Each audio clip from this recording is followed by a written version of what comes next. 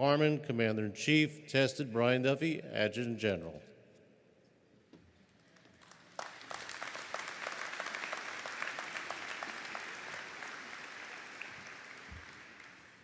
First off, I'm very humbled to be up here talking to you all today.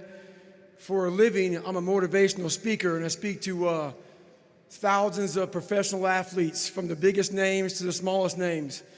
And when I saw Doc walk in here with the Congressional Medal of Honor, this is the first time in my life I got nervous to speak in front of a crowd.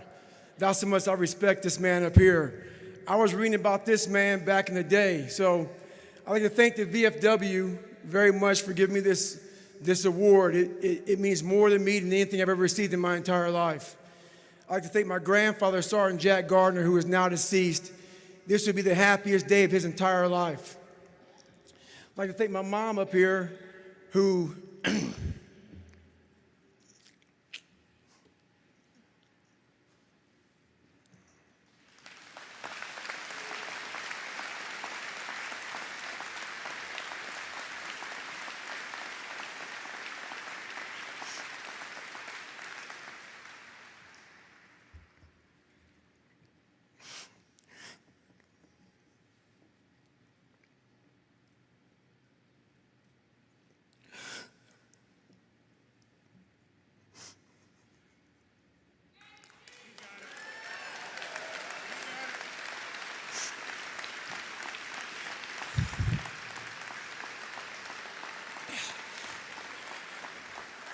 never picked me up, who never picked me up when I fell.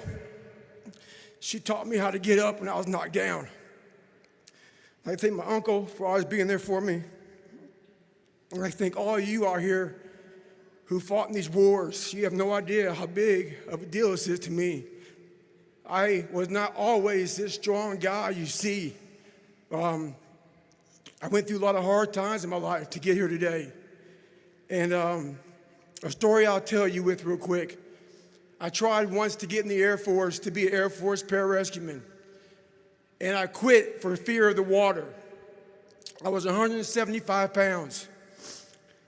I left the Air Force 4 years later at 300 pounds.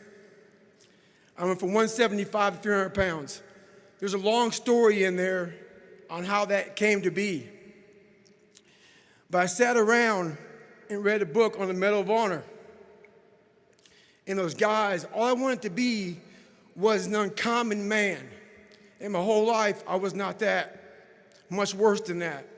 But I read stories about men like you, Doc, who had the courage to jump on grenades and stuff like that. So I came home one day from working at a job called Ecolab, where I sprayed for cockroaches. Made $1,000 a month, weighing 300 pounds. And I got home and I watched a show on Discovery Channel of guys carrying boats and logs, Navy SEAL training. And I decided to make a change in my life. And I called the recruiter up, and he asked me these questions. You had to meet a certain age, like a certain height and weight limit. I was 6'1" and 300 pounds. He laughed at me.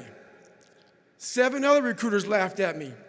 One recruiter finally said, "Come on in, I'm too busy to talk to you on the phone." He didn't know how much I weighed. I walked in the recruiter's office, and he looked at me and he said, "You're fat and you're black." I said I wanted to be a Navy SEAL. I didn't know there had only been 35 African-American Navy SEALs at that time in over 70 years. He said I basically had to lose 106 pounds in less than 3 months because of my age. I was getting too old. I came back 3 months later, 106 pounds lighter. Thank you.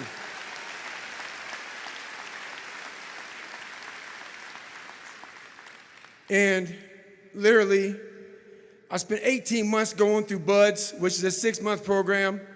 Went through 3 hell weeks.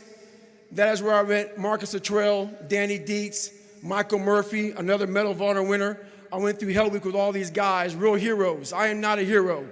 I served with real heroes. And from there, I went on to raise over $2 million for the Special Operations Warrior Foundation. But I'm going to end you with this right here. I have the most respect I can possibly muster up for all of you in this room. I know what it takes to be a combat soldier, and I used to look for courage. I thought courage was a man who won the Medal of Honor. It is. But courage is a man who's willing to put those boots on every single day of his life to go out there and fight for this country when nobody even knows what the hell they're doing or where the hell they're at. You do it for the man beside you. Thank you.